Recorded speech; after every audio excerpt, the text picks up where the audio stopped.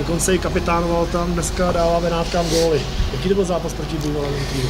No, pro mě je to taky těžký, to je taky specifický pro mě, ale musím se s tím vyrovnat, no, bohužel. Jaký to byl zápas dneska? Vítězství 3-1, ale nerodilo se lehce, protože Benátky už v první minutě využili přeslovky.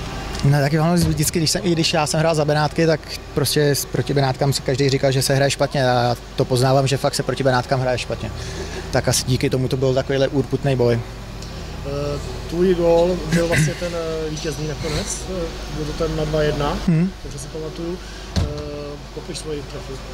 No tak já mám takovou tu černou práci, která moc není vidět před na tom brankovišti, to jsme se takhle domluvili s klukama a tam Dury s Kabim to krásně sehráli a Dury to tam vystřelila a to tam jenom dorazil, takže zase opět jednoduchý gól pro mě. To je, že se proti Benátkám hraje špatně, to je tím, že tam mají hodně kluků z Liberce mladých, lítavých.